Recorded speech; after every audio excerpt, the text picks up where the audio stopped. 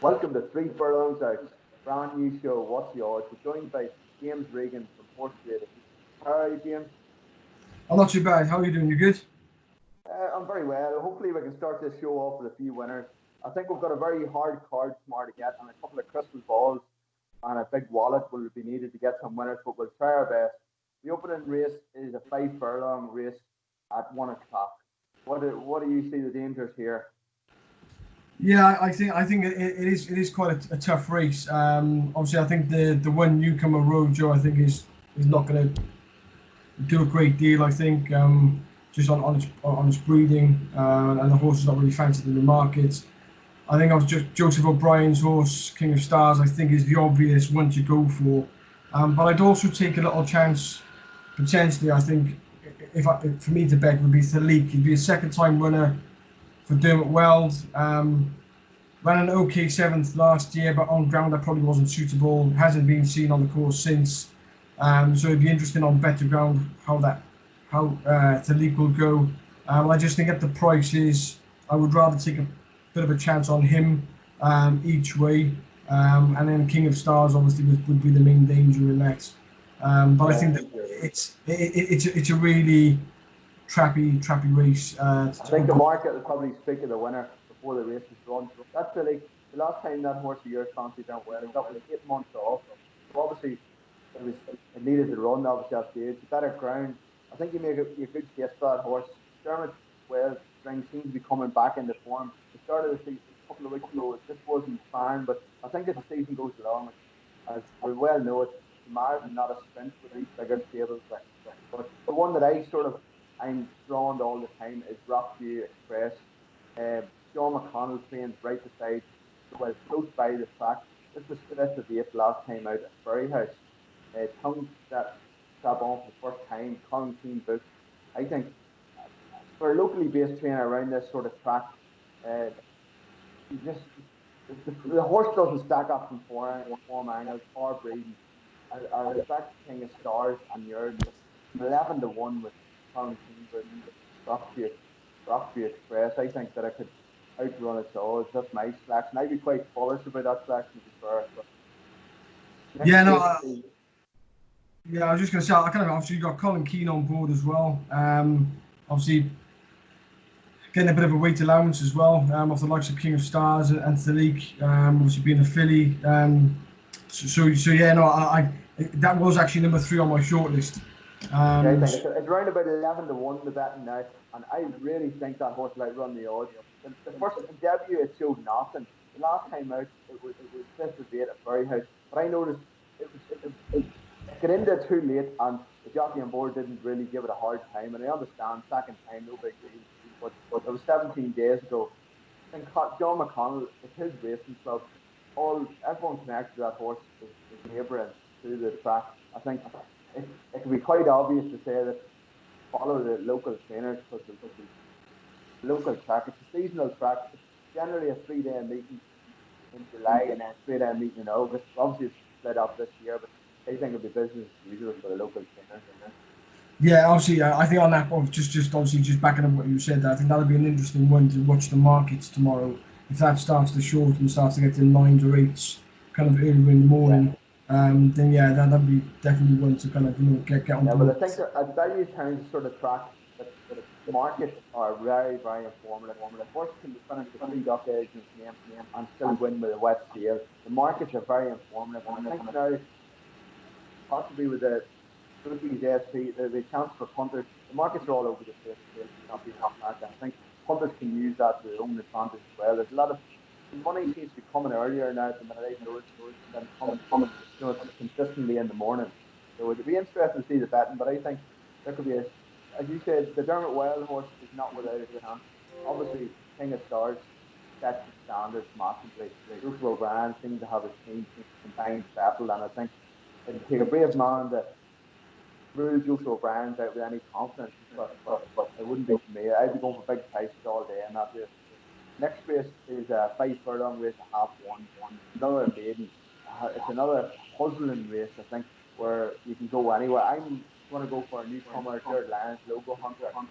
Grayson Fury coach.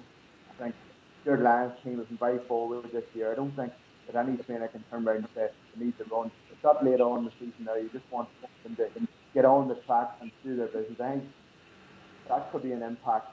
But I would also fear Bellewstown, Shane Foley and Jessica Harrington were the winners of this race last year. I think they were they released a lot of good horses around this track, and it's a track that people wouldn't. It's a dangerous enough track with undulations, and people say, why would you bring good horses? But Jessica Harrington seems to use this track for good horses for whatever reason. So that would be my second pick. Where would you go with this one, Jim? Yeah, no, actually, the two you've mentioned, actually, I've got written down here as well. And one of the main aspects of that is Jessica Harrington and Shane Foley actually do have a pretty good record at Bellewstown as well. So, and obviously they're still in fine form. A couple of their horses are running in and out. But they've had a couple of nice winners again this week. I think they've had one today as well. Yeah, so Bellewstown was definitely one that I would be on side with rather than, particularly at the prices as well. If you wanted to, it's around 10 to 3 at the moment. You could have a bit of a dirty each way bet on that. And then Logo Hunter was the other one that I did write down. A bit like the first race, a lower star kind of sets a bit of a standard. Did improve a bit from the first run to the second run. Fozzie Stack, he's been doing okay. But yeah, no, I think Bellewstown would be the one that I would go with just purely on price. It's a race. It's a race that I wouldn't overly get involved in. I think Logo. It's interesting that Logo Hunter has opened up at around 2-1. Tissue prices. I was expecting a lot bigger actually. Before I used to the early tissue 7-2. I thought a 7-2, 4-1 would have more than more. I was if it's 2-1, 15-8. It is a bit skimpy, but I think it probably reflects its chances to be put out. Yeah. It's not the strongest maiden you're ever going to see. And as you said, I think that the price of Logo Hunter reflects that. It's probably a bit short to me, so just purely on price of the two newcomers, I would probably just side with Bellewstown because obviously you're going to get a bit more value if the horse wins. Yeah, I think so. Well, they would sort of off-putting me in the favourite Idaho Star is that Chris Hayes has been riding a lot of Fozzie Stacks, and I understand that Andrew Slattery rode this horse last time out, but at the end of the day, Chris Hayes is the favourite jockey, and he's something else, and a weaker fancy one, Nana Pasty. So I don't think if that was doing works at home, I really believe Chris Hayes could have been riding that tomorrow instead of an outsider of the field as well. Like, there's a lot to go against the favourite, and I think a lot of hands could be burnt tomorrow all the same. I think a maiden race around Bellewstown, it screams out alarm bells to me. There's no confidence about it, and I think the betting market should be very informative for anyone that is going to have a go. But I wouldn't advise in them sort of contests. I wouldn't advise going too mad. It wouldn't be a mortgage job now. No, yeah. I certainly wouldn't be advising anybody to lump on the two fans in the first 2 weeks, that's for sure. No, definitely not. The 2 o'clock race, we've got a bit more form to go on. So a 1 mile 6. I am absolutely all over Ingleby Mackenzie. It was fifth last time out of Ferryhouse 17 days ago. It made headway under pressure, but I understand that this is up 2 furlongs this time, and he was ridden the last time totally not fit. I don't think he was totally this. The way that he ran the race to me was to watch him next time out. The way that he finished, he was under pressure. Then he went on. This is obviously a wee bit of a stronger race, but I just can't see past this horse, Angle Mackenzie. And I've tried to look at every angle in this race and nothing else. It's a far stronger race than we competed in last time, but nothing in my eyes that can beat it. What's your views on this race? Well, it's amazing you actually say that because one horse that I've singled out in this race is Ingleby Mackenzie. Pretty much the same aspects of you. I think he's got a look. It's low grade fare, but he's off a real low weight of market 50. I think he's coming down enough in the weights. He comes up quite strong on the ratings as well.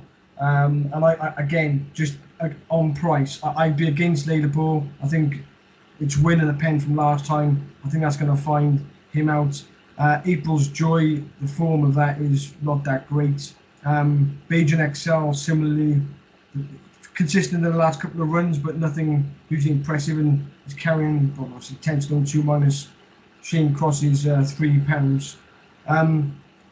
And then so when I was going through this, Ingleby Mackenzie has been quite consistent, but I think it's You got Wayne Loden on board as well. And that was the one horse when I was looking at this. I was trying to find a bit of each way value. You I think have to be going each way. You have to, because I don't believe there's nothing that stands out in this race as straightforward. And Ainsley McKenzie, you can see by his form, he's not like his form is in and out. He's been finished fifth an awful lot. But I just reckon this race was very, very winnable. And I understand that Gavin Cromwell's horse winning, but his horses don't always back up. And there's a lot of becoming. I think the betting market here will be informed, but a horse at a very big price here, and I wouldn't put someone off having an issue about it. Fontainebleau.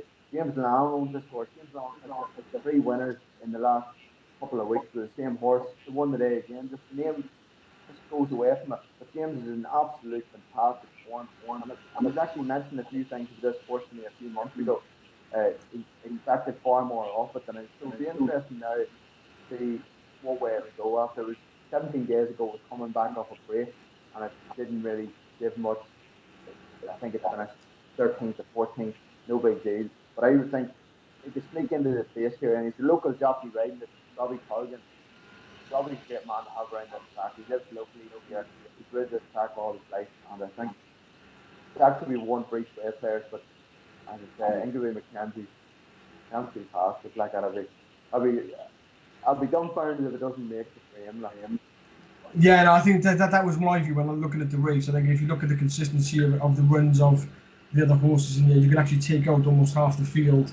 So Yeah. when you start looking in at 7-1, 7-1 could be easily 4-1, 5-1 with the remaining runners. The other one I will just give a quick mention to will be Yamato, John McConnell's fairly decent comeback run last time out. Again, carrying real bottom weights off 128. I think there's only one horse below him, that's Indian Lion, that wouldn't have much of a chance. So I just think Yamato off his mark prep run could have a bit of a shout at around 11-1 as well. Yeah, I think you're right. Yamato, it's more known for the all weather, but the fact is that it's been running pretty good. And if my memory serves me right, I think that horse was with Michael Halford before. And what I always say, if Halford can't get the best out of him, it's hard to go somewhere else. But I think the horse he's probably better than his mark. And I think you're right, he's got a good draw of three there. So he's the sort of horse you wouldn't be surprised if he did pop up, to be fair. He's Yeah. probably entitled to be there. Right, the half two race, and this is another local runner that I'm all over. Loudest Whisper. Delaney's owned this horse. Peter Cairns of Anglo Press is one of the owners in this horse.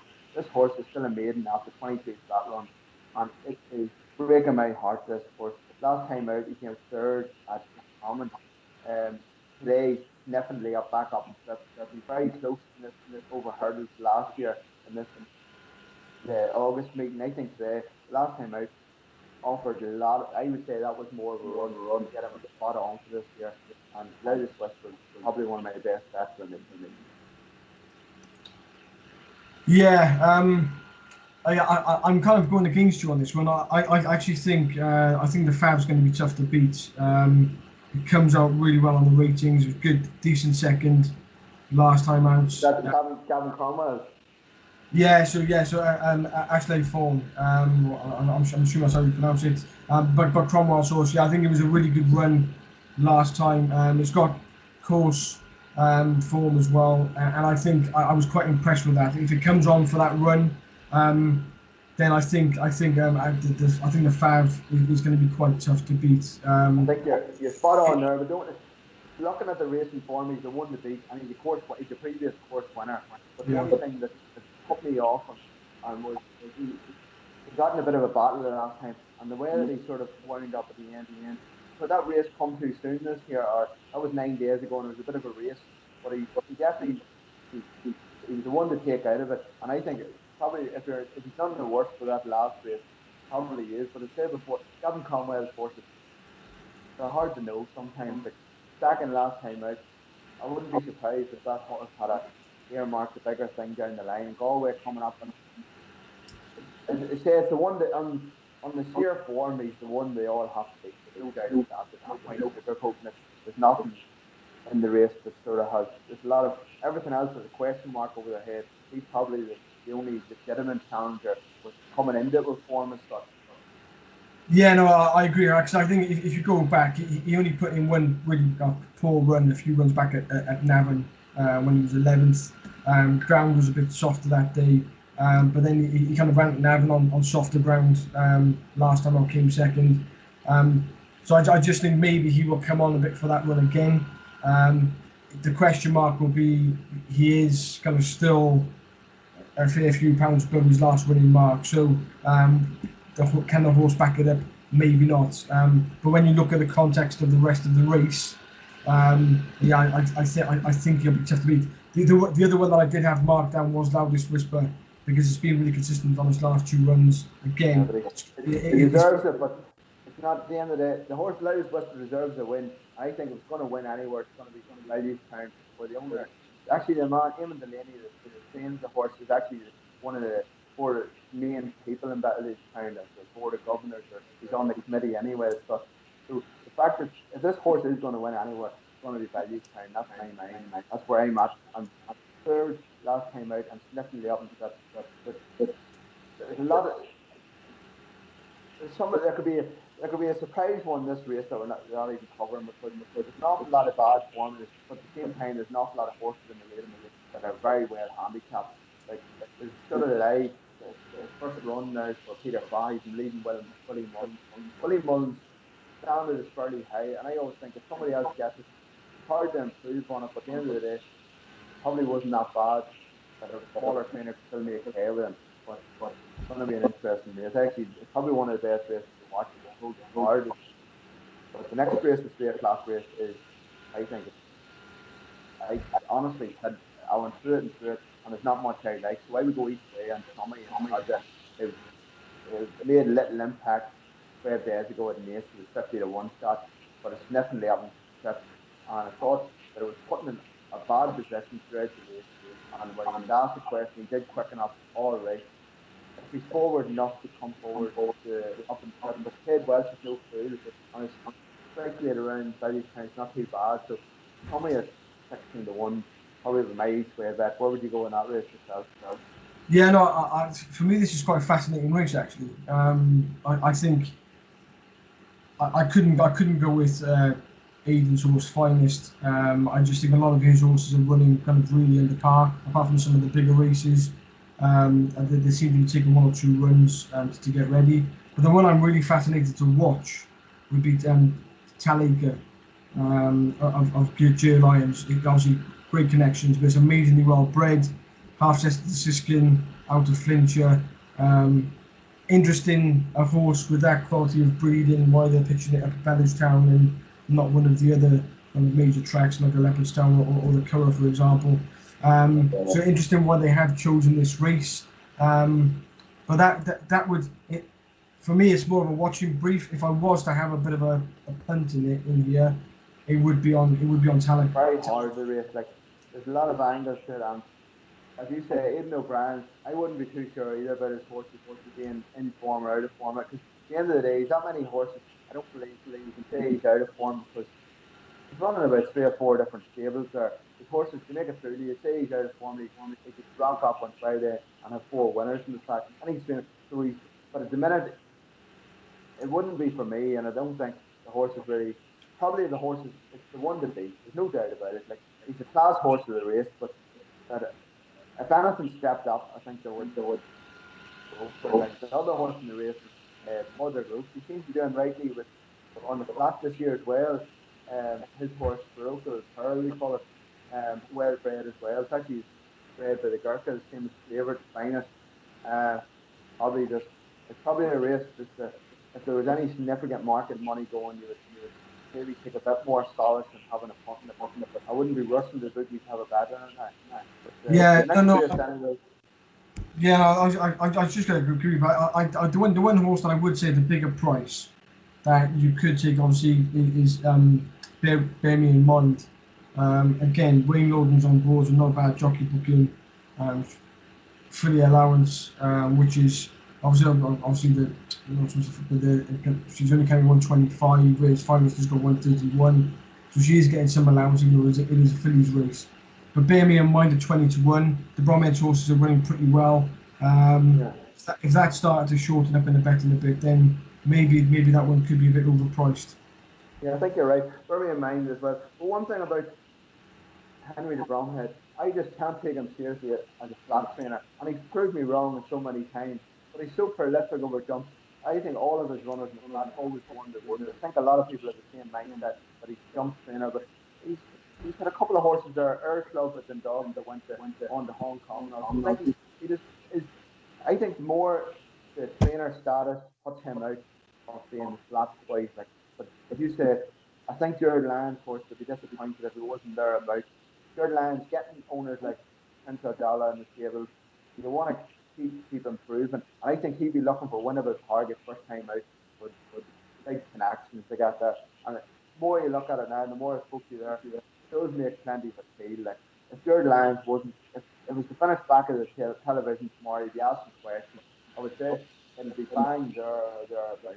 And Yeah. everything, when I was actually studying the race, it didn't appeal to me. But now you look into the race more and more, and the powerful connections that you would near enough say it's a match in paper. It's between O'Brien and Jared Lyons for being a match race as such, and probably you go with them two, and then a shoot each way bet would probably be the way forward.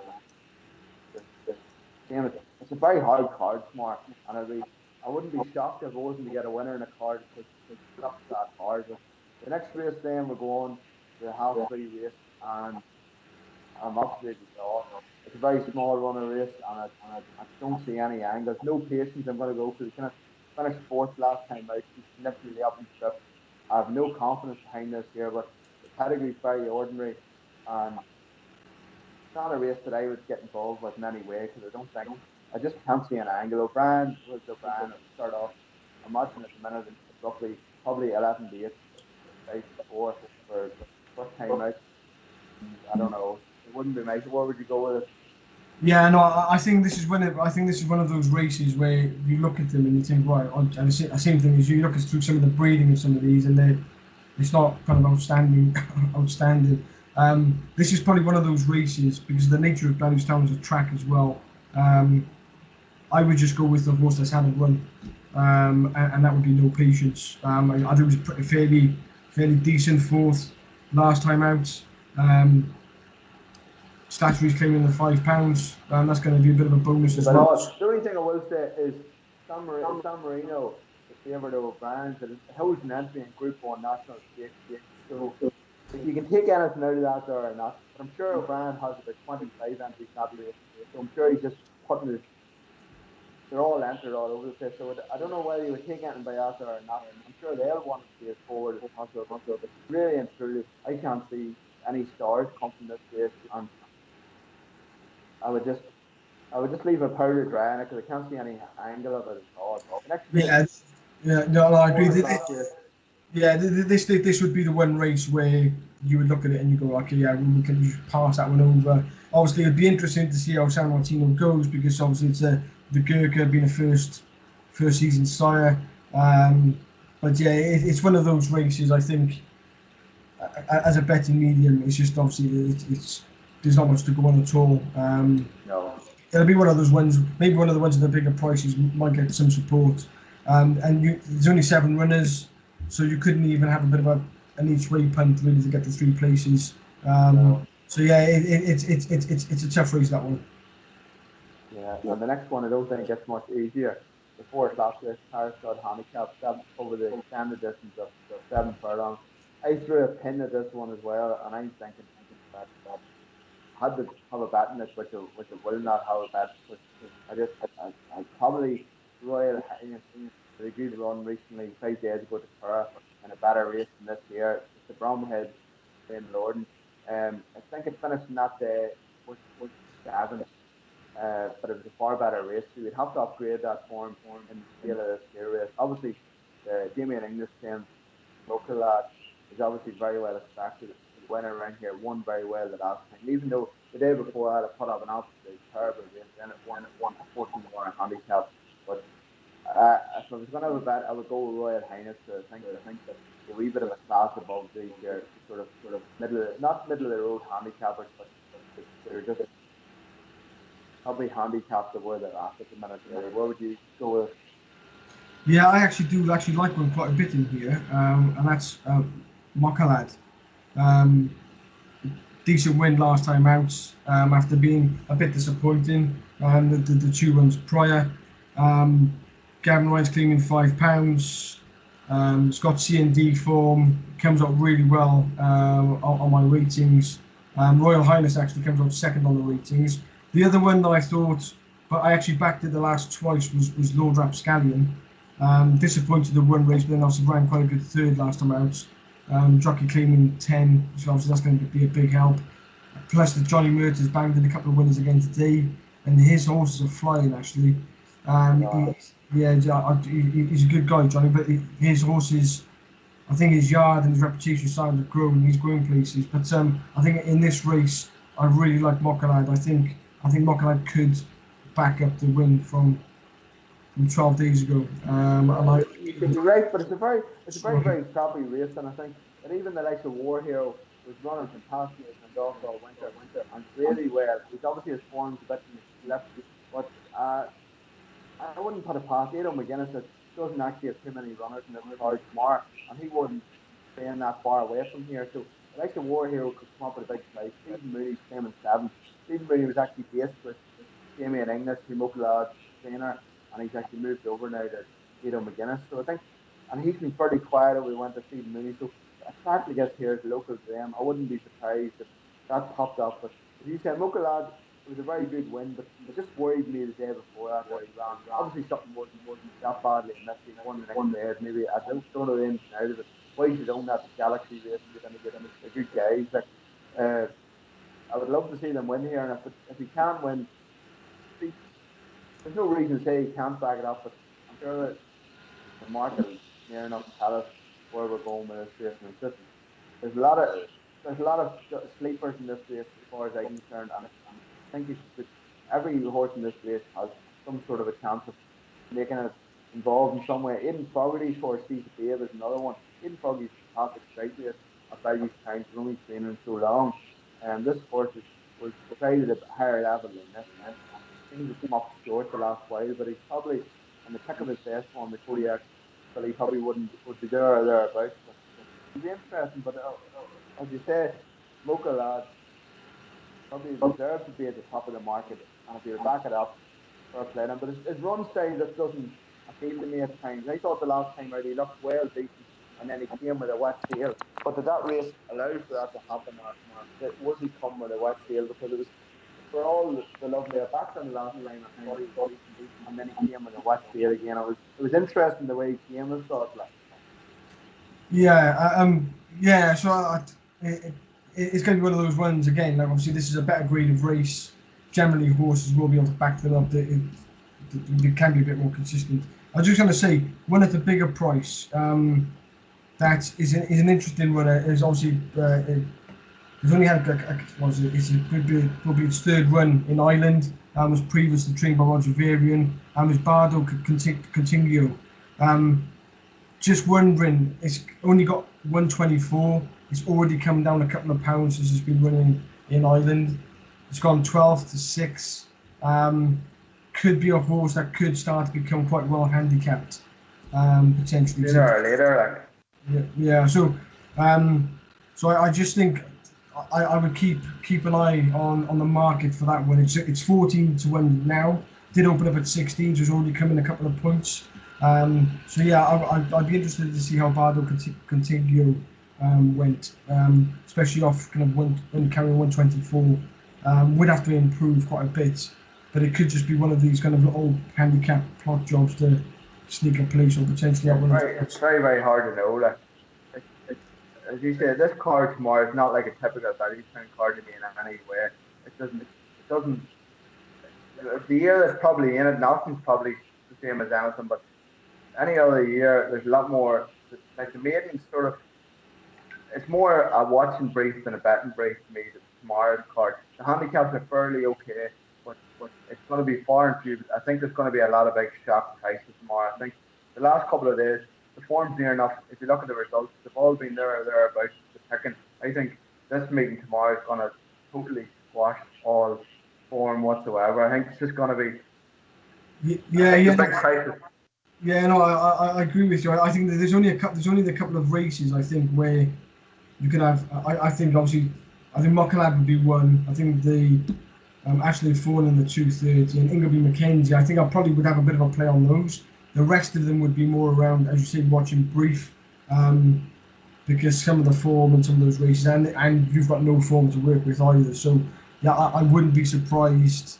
Bellewstown can be that type of track as well, where Yeah, I think it's a fantastic track, but it's an even better track when they're punting at it. Punters, I think tomorrow will be very subdued because the local community, it's like a fun for Bellewstown to have amusements and all out the front, and it's a fantastic track. I just adore it.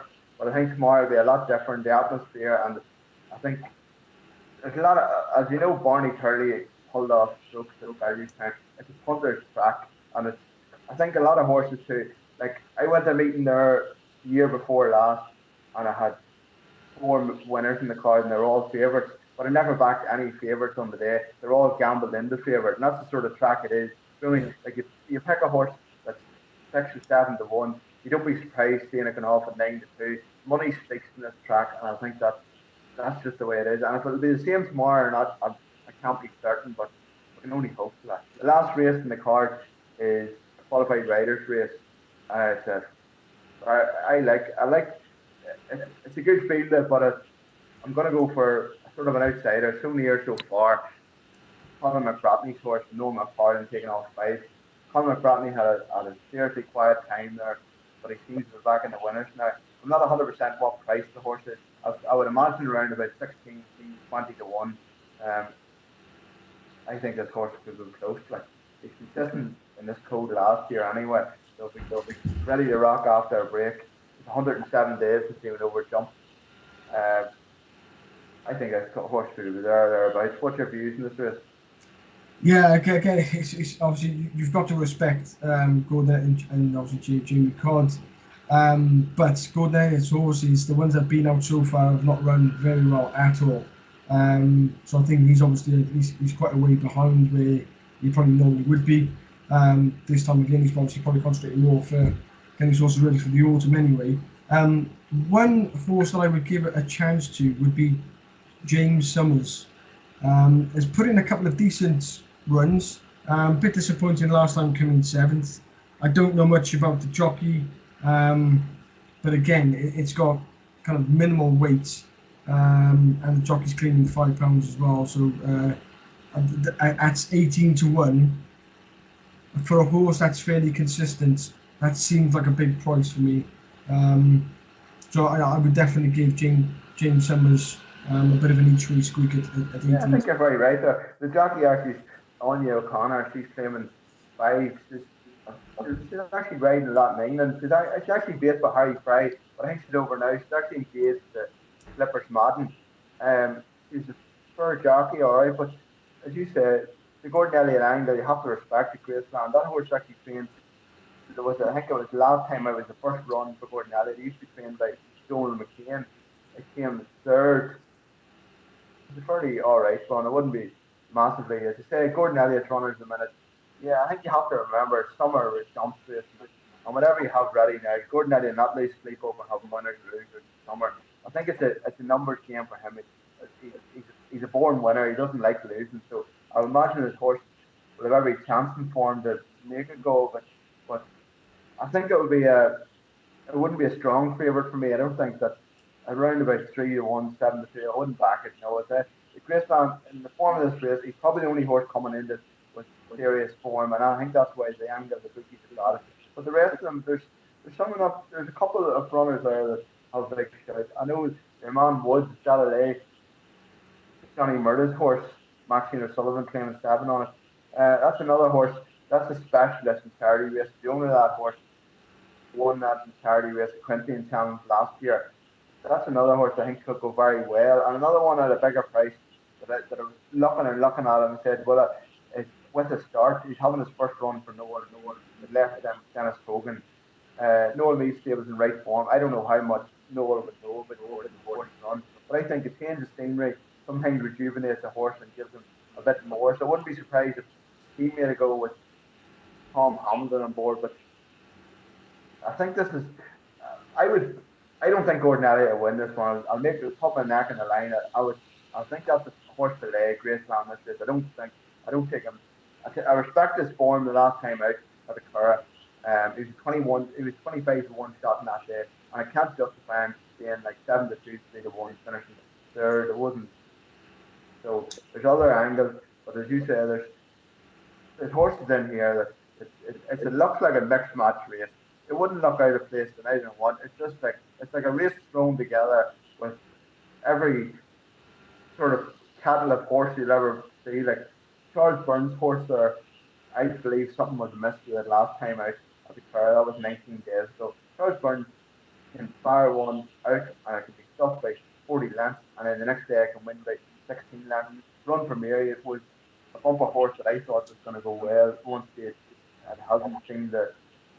But it hasn't gotten wayward as such. I suppose for that run, you could say that it went all right, but it'd be interesting to see. Even Cromwell's horse here. I think there's a lot of angles in this race where you could probably go into depth, and we're probably overthinking. It's a it's only it's a race. It's not high quality in any way. So it's obviously if you ran it 4 times over, you could possibly have 4 different winners. I'm right in saying that.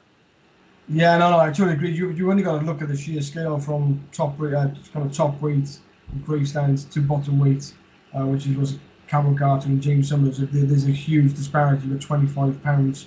Then chuck in the jockey claims as well. So you're looking at like £32 difference between top weight and bottom weight. So yeah, no, it's got one of those. Look, Graceland off its rate, and I know he's got a big weight on his back. He's got Jimmy God. If he doesn't win tomorrow, then you're thinking, where is he going to win? I think that would be a more. I could can. see Graceland turning up at Downpatrick. That's my view of Graceland. Over hurdles in Downpatrick, because I just don't think like for Doran McKinney, it's fairly solid form, right? And I just can't see. To me, he doesn't look like the speed enough for a flat horse. I could totally be wrong in Warwick Bolt up, but I don't think he has the speed. I don't think. I think that it's a favourite the bookies have latched on because Gordon Elliott. I think there's a lot more. Like his other horse, Gordon Elliott, I would actually say probably has more form. I'm not even going to try to pronounce it too long. Goaler with Lisa O'Neill on it. Lisa O'Neill has a fantastic record around Bellewstown. She actually last year was the ambassador for the track, so that's highly sought after.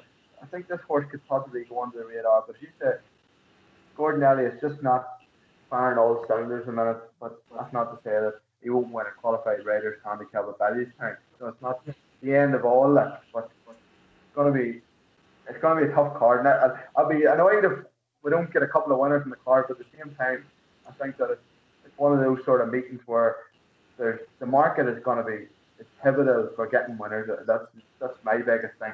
That I don't be afraid of back favourites. I think people said to me before, I don't back a favourite. At the end of the day, I think a meetings to get here, money talks, and that's just where you're at.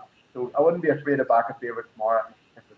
That's just the angle, but I wouldn't be going all out because there's a lot better more happening at the weekend and during the week than this sort of card. But it'll be interesting to see, and hopefully we can guide people to the winner too. What would be your best bet on the whole card then? Where's your nap headed? I think my best bet on the card would be Lad, and my next best would be Ingleby Mackenzie. They would be the two for me. Yeah, well, I'm going with Ingleby Mackenzie would be probably my best bet, and then I'm going for the second best bet, Latest Whisper. I really think Latest Whisper. That's the day tomorrow. Nobody could begrudge the winners or the owners to win this day. 22 wins in the runs in the flat and no wins. And the owners actually had a bit of bad luck there. Their father passed away a couple of weeks ago. And I think this would just be a bittersweet victory for them. I think that the last time out at Roscommon, the horse ran was fancy. He actually went off 7 to 2. He finished. Okay, it was a respectable enough third. He was never near it to finish. But the fact that he's up and tripped, and a lot of things point. And if this horse is ever going to win, which he possibly might, he might never win the way. But the fact is, if he's ever going to win, it's going to be tomorrow at Bellewstown. That's just where I'm at. And that's the only two bets I'm actually going to have in the card. I'm going to be Mackenzie and Latest Whisper because I can't see too many angles. And if I'm pushed for a third bet, I would probably go for Royal Highness in the race. As you say, Lad deserves the respect. Coming into the race as a winner, We won a good 14 runner handicap 12 days ago.